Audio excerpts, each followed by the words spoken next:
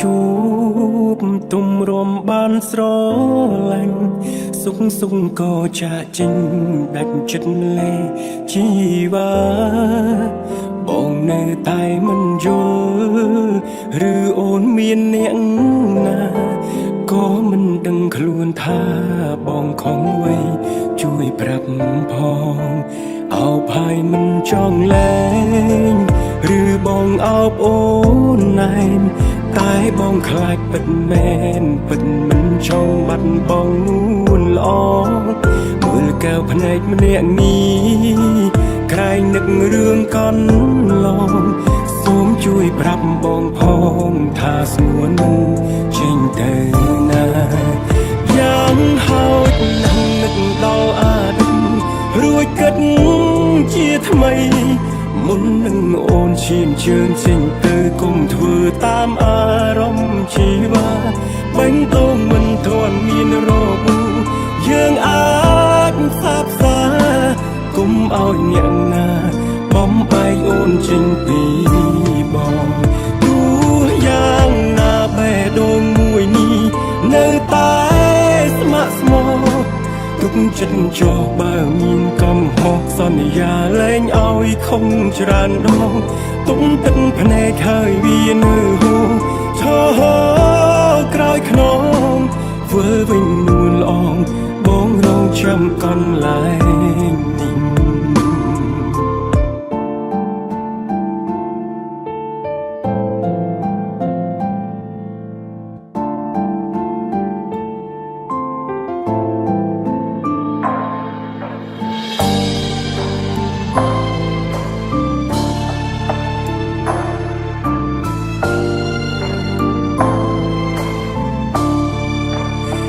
ហើយមិនចង់លែ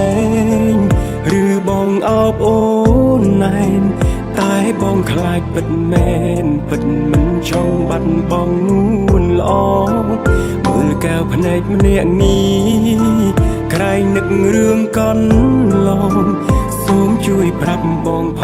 ងថាស្ងួនមិនចេញទៅណាយ៉ាងហោចណាស់នឹកដល់អាណិតរួចគិតជាថ្មី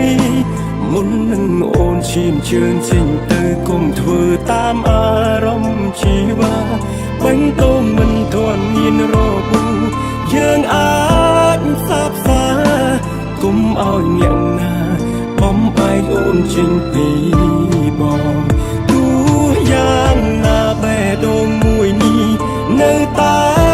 ស្ម័គ្រស្មោះទុកចិត្តចោះបើមានកំហុសសន្យាលែងឲ្យខំច្រើនដង